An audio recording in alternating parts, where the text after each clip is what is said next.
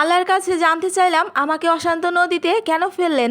আল্লাহর উত্তর, কারণ তোমার শত্রুরা সাঁতার জানে না। ভাগ্য আপনাকে যেখানে নিয়ে যাবে সেখানেই গিয়ে দাঁড়িয়ে পড়ুন, তারপর চারদিকে দেখুন ভালো করে, আর নিজেকে মানিয়ে নিন। নিজেকে বলুন, এটাই আপনার নিয়তি, এখানেই আপনাকে থাকতে হবে, এখানেই বাঁচতে হবে। সুতরাং কাঁদা যাবে না, মন খারাপ করা যাবে না। আর যদি ভালো থাকা সম্ভব না হয়, তাহলে অভিনয় করে হলেও যন্ত্রণার মধ্যে সৃষ্টিকর্তার জন্য বাঁচুন, তবুও বেঁচে থাকুন। একদিন আমিও কেঁদে বলবো, ইয়া আল্লাহ, আমি যা চেয়েছিলাম তার থেকেও বেশি দিয়েছেন আপনি আমাকে। আলহামদুলিল্লাহ। আসসালামু আলাইকুম। কেমন আছেন আপনারা সবাই? আশা করছি আল্লাহর অশেষ রহমতে আপনারা সবাই অনেক ভালো আছেন। আর এই তো চলে আসলাম আরেকটি নতুন ব্লগ ভিডিও নিয়ে। আশা করছি আমার আজকের ব্লগ ভিডিওটি আপনাদের ভালো লাগবে। আর এই যে দেখেন, আমার মরা গাছে কিন্তু গাছের কুশি বের হয়ে গিয়েছে, মেহেদি গাছটা। তো আলহামদুলিল্লাহ, মরা গাছে যেহেতু মেহেদির কুশি বের হয়ে গিয়েছে, মেহেদি গাছের ডাল লাগিয়ে দিলে মেহেদি পাতা হয়, কিন্তু তারপর গাছটা কিন্তু মারা গিয়েছিল। আমি শিকড় দেখে কিন্তু আবার লাগিয়ে দিয়েছিলাম, এই ভিডিওটা এর আগে শেয়ার করেছিলাম। তো একটা আশার আলো, তাই না? গাছটা মারা গিয়েছিল, তারপর আবার কুশি উঠে এসেছে, আলহামদুলিল্লাহ। তো এইভাবেই আশা নিয়ে কিন্তু জীবনে বাঁচতে হয়। তো আমার প্রিয় প্রিয় আপু ভাইয়ারা, আপনারা সকলে কেমন আছেন অবশ্যই কমেন্ট করে জানাবেন। আর আমার প্রিয় প্রিয় আপু ভাইয়ারা, প্লিজ একটা লাইক দিয়ে সম্পূর্ণ ভিডিওটা দেখে নেবেন। আর এই যে দেখেন, আমার গোলাপ ফুলের গাছটা অনেক ছোট, তারপরও একটার পর একটা ফুল কিন্তু আমাকে দিয়ে যাচ্ছে, আলহামদুলিল্লাহ। এসব দেখেই কিন্তু আমি অনেক বেশি ভালো থাকি। তো এই তো ফুল দেখা হয়ে গিয়েছে, এখন আমি দেখাবো দা বটি চাকু ছাড়া কিভাবে খুব সহজেই পেঁয়াজ কেটে নেওয়া যায়। তো এখানে কিন্তু অনেক পেঁয়াজ কেটে নিতে পারবেন। তো আমি পেঁয়াজগুলো ছুলে নিয়েছি, আর এই যে একটা ভাজি কাটার, তো এই ভাজি কাটারটা দিয়ে কিন্তু আমি পেঁয়াজটা কেটে দেখিয়ে দিব। তো এই তো ভাজি কাটারের যে চিকনের সাইডটা আছে না, এইটা দিয়ে কাটা যাবে না, এই যে মোটা সাইডটা আছে এই সাইডটা দিয়ে কিন্তু কাটতে হবে। চিকন সাইডটা দিয়ে কাটলে না পেস্ট হয়ে যাবে। তো আপনারা যদি পেস্ট তৈরি করে নিতে চান, তাহলে কিন্তু এই ভাজি কাটারের যে চিকন সাইডটা আছে সেটা দিয়ে কেটে নিলে কিন্তু পেঁয়াজটা পেস্ট হয়ে যাবে। আর এই যে দেখেন, কয়েক সেকেন্ড শুধু লাগছে একটা পেঁয়াজ কাটতে, দেখছেন কতটা সুন্দর হয়ে গেছে। আর এভাবে পেঁয়াজ কুচি দিয়ে তরকারি রান্না করলে কিন্তু অনেক বেশি মজা হয়, পোলাও।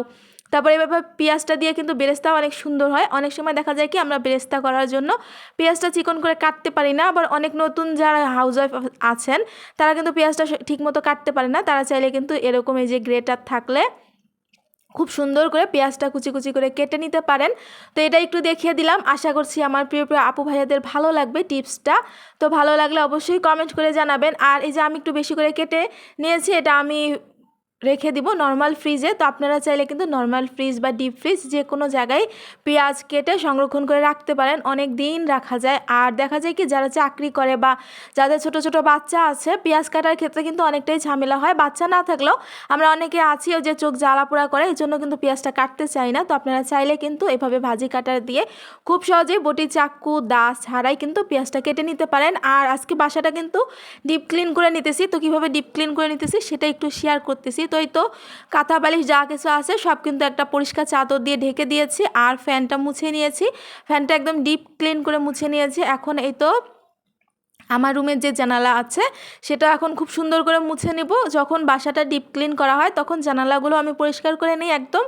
আর এই যে বিছানাটা যে আছে, খাটটা, সেটাও আমি মুছে নিতেছি। এটা হচ্ছে খুব ভালো করে মুছে নিতেছি। তো সব সময় তো ডিপ ক্লিন করা হয় না, যখন ডিপ ক্লিন করি তখন একদম খুব ভালোভাবে ডিপ ক্লিনটা করে নিই। তো আমার প্রিয় প্রিয় আপু ভাইয়ারা, আজকে যারা নতুন আমার চ্যানেলটি ভিজিট করবেন, প্লিজ আমার চ্যানেলটি সাবস্ক্রাইব করে আমার পাশেই থেকে যাবেন।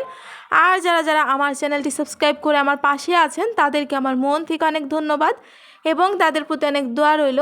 আর এই যে খাটটা চারো সাইডটাই কিন্তু মুছে নিতেছি। বিছানাটা কিন্তু মুছে নিতে সময় লাগে, কারণ বিছানাটা এই যে একটু ডিজাইন করা থাকে, তো এই ডিজাইনগুলো একটু ভালো করে মুছে নিতে হয়। তো সব সময় তো মুছে নেওয়া হয় না, এজন্য যেদিন মোছা হয় সেদিন একটু ভালো করে মুছে নেওয়ার চেষ্টা করি। তো এই তো ভালো করে মুছে নেব। বিছানাটা মুছে নিয়ে বাকি যে আরও কাজগুলো আছে সেগুলো করে নেব। আর যেদিন ঘর ঝাড়াঝাড়ি করা হয় সেদিন মনে অনেক কাজ হয়ে যায়, তাই না? তো এই তো বিছানাটা মুছে নিতেছি। বিছানাটা মুছে নেওয়ার পরে ওয়ারড্রপের উপরটাও মুছে নিতেছি। তো এগুলো তো সব মুছামুছি করতে হবে। ঘরটাও কিন্তু ঝেড়ে নিয়েছি আমি অফ ক্যামেরায়, সেটা শেয়ার করা হয়নি, ঘর ঝাড়ু দিয়ে। এখন এই তো ঘরটাও মুছে নিতেছি। আর ঘর ঝাড়াঝাড়ি করলে তো ধুলা বালু হবে, এজন্য কিন্তু ঘরটাও মুছে নিতে হয়, না হলে কিন্তু ডিপ ক্লিনটা আর হয় না। তো এই তো আমি ঘরটাও এখন মুছে নিতেছি। ঘর মুছে নিয়ে কিন্তু বিছানার চাদরটা বিছিয়ে দিব, কারণ যেহেতু ধুলা ধুলা ছিল সেহেতু কিন্তু আগে আর আমি বিছানার চাদরটা বিছাই নেই ঘরের মধ্যে। তো এই তো এখন আমি বিছানার চাদরটাও বিছিয়ে নিয়েছি, বালিশগুলো কিন্তু জায়গায় রেখে দিব, বালিশের কাভারগুলো চেঞ্জ করে নিয়েছি। তো এই তো বালিশগুলো জায়গায় রেখে দিলাম। এখন কিন্তু আমার রুমটা অনেক বেশি ফ্রেশ লাগতেছে, তো খুব ভালো লাগতেছে। যখন ঘরটা পুরাই ডিপ ক্লিন করা হয় তখন কিন্তু ঘরটা অনেক বেশি ফ্রেশ লাগে, আর ঘরে বসতে অনেক ভালো লাগে। বিশেষ করে ফ্যানটা যখন মুছা হয়, ফ্যানের বাতাসটা অনেক বেশি ঠান্ডা আসে, তো অনেক ভালো লাগে। তো আপনারাও চাইলে কিন্তু এভাবে টিপস ফলো করে আপনাদের বেডরুম বা আপনাদের বাসাটাও কিন্তু ডিপ ক্লিন করে নিতে পারেন। তো এই তো আমার কিন্তু ক্লিনিংয়ের কাজ শেষ, এখন রান্না তো করতে হবে, তাই না? এই যে মশলা শেষ হয়ে গিয়েছে, এখন আমার গরম মশলা যে গুঁড়াটা আছে সেটা শেষ হয়ে গিয়েছে। তো আমি গরম মশলা টেলে নিয়েছি, এখানে তেজপাতাগুলো দেখেন কতটা মুচমুচা হয়েছে। তো এভাবেই কিন্তু আমি অল্প আছে কিন্তু গরম মশলাটা টেলে নিতে হয়, বেশি আছে মশলা টালা যায় না। তো এই তো আমার গরম মশলাটা টেলে নিয়ে আমার গুঁড়া করা হয়ে গিয়েছে। আর আমি গরম মশলা খুব কম করেই গুঁড়া করি, কারণ আমার তো ছোট পরিবার, 3-4 মানুষের জন্য খুব বেশি গুঁড়া করতে হয় না। আর দেখা যায় কি গরম মশলা বেশি গুঁড়া করে রাখলে না গরম মশলার স্মেলটা নষ্ট হয়ে যায়, আমি এই বিষয়টা খেয়াল করছি। তো বেশি করে গুঁড়া করে রাখার দরকার কি? তো আমি কম কম করে গুঁড়া করি আর কম কম করে খেয়ে নেই। তো এই তো আমার গরম মশলাটাও গুঁড়া করা হয়ে গিয়েছে। এখন আদা রসুন পেস্ট করে নিব, আদা রসুন পেস্ট করা নাই, তো আদা রসুনটা এই যে আমি পেস্ট করে নিলাম, এখন একটা বাটিতে নিয়ে নিব। তো এগুলো কাজ করে দুপুরে রান্নাবান্না করে নেব। তো দুপুরে কী কী রান্নাবান্না করি সেগুলো কিন্তু শেয়ার করব।